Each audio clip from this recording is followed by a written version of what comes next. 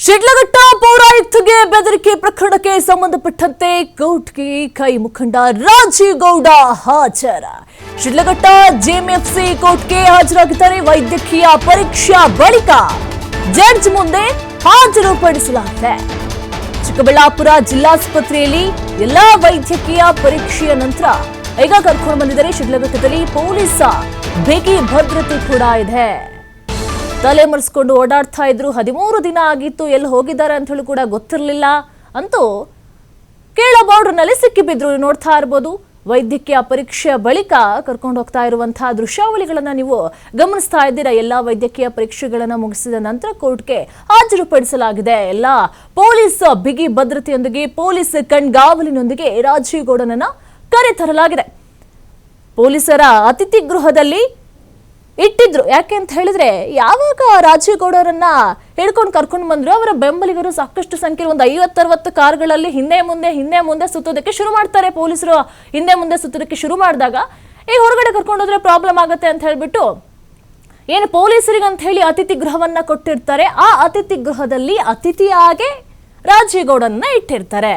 ಅದಾದ ಮೇಲೆ ಎಲ್ಲ ವೈದ್ಯಕೀಯ ಪರೀಕ್ಷೆಗಳನ್ನ ಮುಗಿಸಲೇಬೇಕು. ಅದು ಪ್ರೊಸೀಜರ್ ಕೂಡ ಖಂಡಿತ ಇದ್ದೇ ಇರುತ್ತೆ. ಹಾಗಾಗಿ ಎಲ್ಲಾ ಪ್ರೊಸೀಜರ್ಗಳನ್ನ ಮುಗಿಸಿದ ನಂತರ ಕೋರ್ಟ್ಗೆ ಹಾಜರುಪಡಿಸಲಾಗಿದೆ. ಹಾಗಾದ್ರೆ ಮುಂದೇನು ಆಗುತ್ತೆ, ಕೋರ್ಟ್ ಏನು ತೀರ್ಪು ಕೊಡುತ್ತೆ, ಏನೆಲ್ಲ ವಿಚಾರಣೆಗಳು ಆಗುತ್ತೆ, ಏನೆಲ್ಲ ವಾದಗಳನ್ನ ಮಂಡಿಸಲಾಗುತ್ತೆ ಅಂತೇಳಿ ಕೂಡ ಕಾದು ನೋಡಬೇಕಾಗಿದೆ. ಪೌರಾಯುಕ್ತಿಗೆ ಬೆದರಿಕೆ ಹಾಕಿದ್ದಂತಹ ಪ್ರಕರಣಕ್ಕೆ ಸಂಬಂಧಪಟ್ಟಂತೆ ಇಡೀ ಒಂದು ರಾಜ್ಯವೇ ಒಂದು ಆಕ್ರೋಶಕ್ಕೆ ಒಳಗಾಗಿತ್ತು. ಯಾಕೆ ಇನ್ನೂ ಸಹ ರಾಜೀವ್ ಗೌಡರನ್ನ ಬಂಧಿಸಲಾಗಲಿಲ್ಲ, ಯಾಕೆ ಪೊಲೀಸರು ಅವರನ್ನ ಹಿಡಿಯುವಲ್ಲಿ ವಿಫಲರಾಗ್ತಾ ಇದ್ದಾರೆ ಅಂತ ಹೇಳಿ ಸಾಕಷ್ಟು ಜನ ಆಕ್ರೋಶ ಕೂಡ ಹಾಕ್ತಾ ಇದ್ರು. ಯಾಕೆ ಅಂತ ಹೇಳಿದ್ರೆ, ಪೊಲೀಸ್ ಕೈಯಲ್ಲಿ ಹಿಡಿಯಕ್ಕಾಗ್ತಾ ಇಲ್ವಾ? ಹಾಗಾದ್ರೆ ಏನು ರಾಜಕೀಯ ಬೆಂಬಲ ಇದೆ ಅಂತ ಹೇಳಿ ಸುಮ್ಮನೆ ಬಿಟ್ಟಿದ್ದಾರೆ ಅಂತ ಹೇಳಿ ಸಾಕಷ್ಟು ಅನುಮಾನಗಳು ಕೂಡ ಮೂಡ್ತಾ ಇತ್ತು. ಹಾಗೇನೆ ಮಂಗಳೂರಿನ ಒಂದು ಉದ್ಯಮಿಯೊಬ್ಬರು ಕೂಡ ಅವರಿಗೆ ಆಶ್ರಯ ನೀಡಿದ್ರು ಎನ್ನುವಂತಹ ಮಾಹಿತಿ ಕೂಡ ಸಿಗ್ತಾ ಇತ್ತು. ಅವ್ರು ಹೇಗೆ ಹೋದ್ರು ಅಂತ ಹೇಳಿದ್ರೆ, ಬೆಂಗಳೂರಿನಿಂದ ಅವರದೇ ಕಾರ್ ತಗೊಂಡು ಮಂಗಳೂರಿಗೆ ಹೋಗಿದ್ದಾರೆ.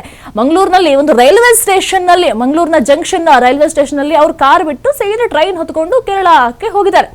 ಆ ಉದ್ಯಮ ಕೂಡ ಸಿಗ್ತಾ ಇರಲಿಲ್ಲ ಪೊಲೀಸರಿಗೆ. ಆ ಉದ್ಯಮನ ಹಿಡಿಯೋದಕ್ಕೂ ಸಹ ಬಹಳ ಕಷ್ಟ ಆಯ್ತು. ಯಾಕೆ ಅಂತ ಹೇಳಿದ್ರೆ, ಅಟ್ಲೀಸ್ಟ್ ಒಂದು ಅವ್ರ ನಂಬರ್ ಸಹ ಸಿಗ್ತಾ ಇರಲಿಲ್ಲ. ನಂಬರ್ ಎಲ್ಲಿ ಕೇಳಿದ್ರು ಸಹ ಪೊಲೀಸರಿಗೆ ಹರಸಾಹಸ ಪಟ್ಟಿದ್ದಾರೆ ಉದ್ಯಮಿಯ ನಂಬರ್ ಅನ್ನ ಪಡೆದುಕೊಳ್ಳೋದಕ್ಕೆ. ತದನಂತರ ಆ ಉದ್ಯಮಿಯ ಮಗ ಒಂದು ಆತ್ಮಹತ್ಯೆ ಮಾಡ್ಕೊಂಡಿರ್ತಾರೆ.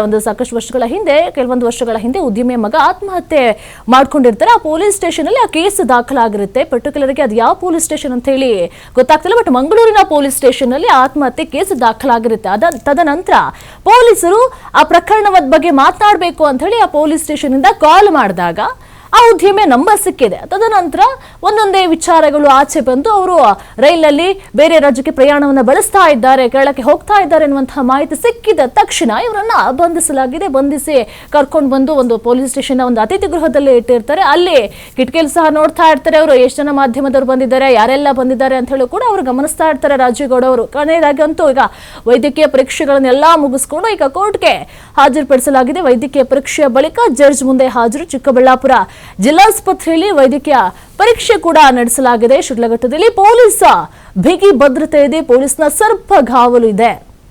ಯಾಕಂತ ಹೇಳಿದ್ರೆ, ರಾಜೀವ್ ಗೌಡ ಅವರ ಬೆಂಬಲಿಗರು ಸಹ ಅವರನ್ನ ಬಿಡಿಸ್ಕೊಂಡು ಬರಬೇಕು, ಅವರ ಪರವಾಗಿ ನಿಲ್ಲಬೇಕು ಅಂತ ಹೇಳಿ ಹಿಂದೆ ಮುಂದೆ ಸುತ್ತಾನೆ ಇದ್ದಾರೆ.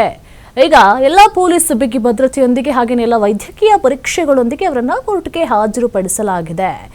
ಕೋರ್ಟ್ಗೆ ಕೈ ಮುಖಂಡ ರಾಜೀವ್ ಗೌಡನನ್ನ ಹಾಜರುಪಡಿಸಲಾಗಿದೆ. ಶಿಡ್ಲಘಟ್ಟ ಜೆಎಂಎಫ್ಸಿ ಕೋರ್ಟ್ಗೆ ಹಾಜರುಪಡಿಸಲಾಗಿದೆ. ಎಲ್ಲ ವೈದ್ಯಕೀಯ ಪರೀಕ್ಷೆಯ ಬಳಿಕ ಜಡ್ಜ್ ಮುಂದೆ ಹಾಜರುಪಡಿಸಲಾಗಿದೆ. ಚಿಕ್ಕಬಳ್ಳಾಪುರ ಜಿಲ್ಲಾಸ್ಪತ್ರೆಯಲ್ಲಿ ಎಲ್ಲ ಪರೀಕ್ಷೆಗಳನ್ನು ಕೂಡ ಮುಗಿಸಲಾಗಿದೆ. ಶಿಡ್ಲಘಟ್ಟದಲ್ಲಿ ಪೊಲೀಸ್ ಬಿಗಿ ಭದ್ರತೆ ಕೂಡ ಹೆಚ್ಚಾಗಿರುವಂಥದ್ದು. ಅವಾಚ್ಯ ಶಬ್ದಗಳಿಂದ ನಿಂದಿಸಿದ್ರು. ಏನು ಮಾತುಗಳು ಅಂತ ಹೇಳಿದ್ರೆ, ಬೆಂಕಿ ಹಾಕಿ ಸುಡ್ತಾನೆ, ಯಾರನ್ನು ಕೇಳಿ ಬ್ಯಾನರ್ ತೆಗೆದ್ರಿ ನೀವು ಅಂತ ಹೇಳಿ ಬೇಕಾಬಿಟ್ಟಿ ಮನಸ್ಸೋ ಇಚ್ಛೆ ಮಾತಾಡ್ಬಿಟ್ಟಿದ್ರು. ಒಂದು ಹೆಣ್ಣು ಅಂತನೂ ನೋಡಿದೆ, ಅಧಿಕಾರಿ ಅಂತನೂ ನೋಡಿದೆ, ಯಾರ ಜೊತೆ ಮಾತನಾಡ್ತಿದ್ದೀನಿ ಅಂತನೂ ನೋಡಿದೆ, ಮನಸ್ಸಿಗೆ ಬಂದಂಗೆ ಮಾತಾಡಿದ್ರು. ಅದಾದ್ಮೇಲೆ ಯಾವಾಗ FIR ಅನ್ನ ದಾಖಲು ಮಾಡಿದ್ರು ಅಮೃತ ಗೌಡ ಅವರು, ಅದಾದ್ಮೇಲೆ FIR ಅನ್ನ ರದ್ದುಪಡಿಸಬೇಕು ಅಂತ ಹೇಳಿ ಕೂಡ ಸಾಕಷ್ಟು ಇವರು ಪ್ರಯತ್ನವನ್ನ ಪಡ್ತಾರೆ, ಅರ್ಜಿಯನ್ನು ಹಾಕ್ತಾರೆ. ಅದು ಕೂಡ ಇಟುಸ್ಪಟಾಕಿ ಆಗಿ ಹೋಗುತ್ತೆ.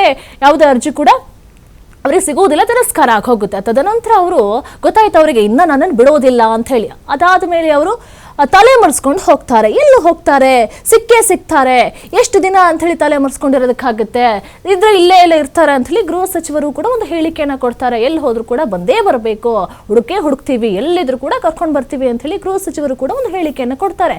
ತದನಂತರ ನಿನ್ನೆ ಸಿಕ್ಕಿ ಬಿದ್ದಿದ್ದಾರೆ. ಈಗ ಎಲ್ಲ ವೈದ್ಯಕೀಯ ಪರೀಕ್ಷೆಗಳನ್ನ ಮುಗಿಸಿದ ನಂತರ ಕೋರ್ಟ್ಗೆ ಹಾಜರುಪಡಿಸಲಾಗ್ತಾ ಇದೆ. ಶಿಡ್ಲಘಟ್ಟ ಜೆಎಂಎಫ್ಸಿ ಕೋರ್ಟ್ಗೆ ಹಾಜರುಪಡಿಸಲಾಗಿದೆ. ಚಿಕ್ಕಬಳ್ಳಾಪುರ ಜಿಲ್ಲಾಸ್ಪತ್ರೆಯಲ್ಲಿ ಎಲ್ಲ ವೈದ್ಯಕೀಯ ಪರೀಕ್ಷೆಯನ್ನ ಮುಗಿಸಲಾಗಿದೆ.